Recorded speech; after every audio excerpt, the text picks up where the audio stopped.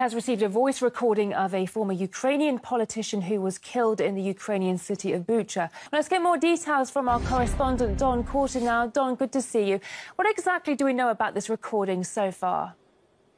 Well, this recording that we got our hands on appears to show a conversation between Russian forces and former Ukrainian People's Deputy Alexander Urzhavsky. Now, to remind our viewers, Urzhavsky was an outspokenly pro-Russian politician who lived in the town of Bucha. And on March 27th, the Ukrainian authorities confirmed that he had been killed and, of course, accused Russian troops of being responsible for that. His relatives say that, unfortunately, he was killed right in front of his wife and his sister, and he's now buried in the courtyard of his home. But going back to that audio recording, it appears to portray Russian troops actually insisting that they evacuate Urzhavsky from the area because he's now considered a traitor to specifically Ukrainian nationalist forces. So let's take a listen to a snippet of that audio recording.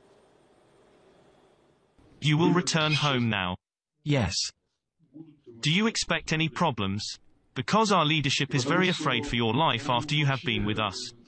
And in order to avoid any incident later, when you return home, and then they find you dead and pin all this on our leadership, a decision will probably be made to relocate you to where there is water, food, and heating.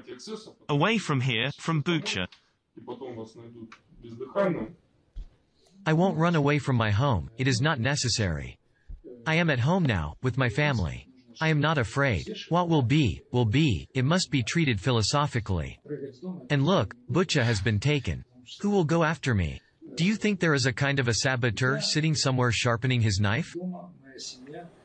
Now, as we heard from that audio recording, Urzhavsky in the end decided not to leave his home despite the threat of being attacked after his town of Bucha was reclaimed by Kiev, and Kiev ended up accusing Russia of war crimes without putting forward any hard evidence. Let's not forget, Urzhavsky was an outspoken opponent of the neo-Nazis in his country and also collaborated with the Russian forces to bring humanitarian aid into Bucha after it had fallen under Russian control. So another thing that Urzhavsky said before he died in that audio recording is that he had a gun and that he was going to defend himself and his family if it came to it.